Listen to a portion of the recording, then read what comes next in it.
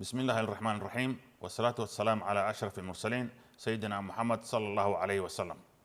golaha wasiirada Jamhuuriyadda Federaalka ee Soomaaliya iyagoo cuskanaya awoodahooda dastuuriga ilaalinayana madaxbannaanida dalka waxay qaateen go'aan isla maanta dhaqan galaya oo taariikhdu ay ku beegan tahay 12 bisha January sanadka 2026 kaas oo ay ku difaacayaan midnimada wadajirka dhuleed iyo nidaamka dastuuriga dalka.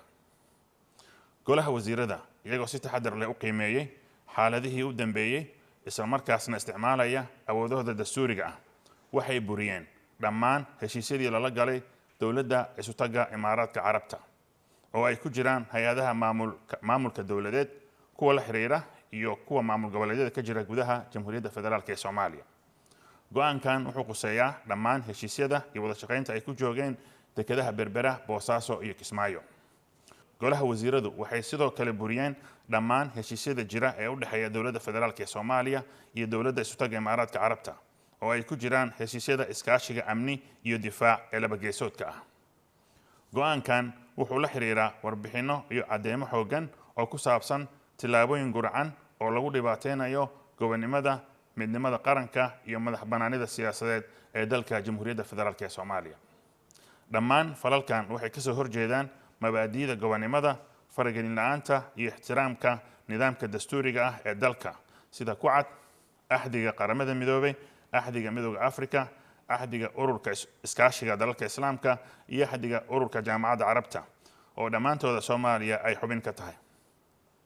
sidoo kale waxay ka soo horjeedaan rabitaanka shacabka Soomaaliyeed oo cadeeyay mowqifkooda ay ku diidan yihiin falalka gurcan ee lagu dhibaateynayo madaxbannaanida iyo wadajirka dalka.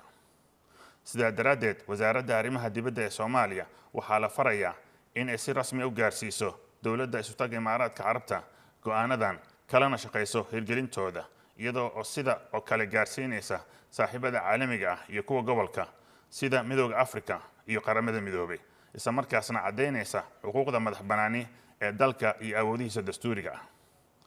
go'aankan waxay Jamhuuriyadda Federaalka ee Soomaaliya ku cadeynaysaa mas'uuliyaddeeda iyo xuquuqdeeda madaxbannaani ee la xiriira dhulkeeda, dekedaheeda, arrimaheeda amniga iyo arrimaheeda dibadda. dowladda federaalka ee Soomaaliya waxay ogoshahay iskaashi caalami ah oo ku dhisan is-ixtiraam, aqoonsiga gobonimada iyo madaxbannaanida Soomaaliya oo mid ah iyo hoggaansanaanta mabaadi'da dastuuriga ah iyo kuwa caalamiga ah. go'aankan waxaa loo qaatay si waafaqsan danta guud ee Jamhuuriyadda Federaalka ee Soomaaliya. mahadsanidin.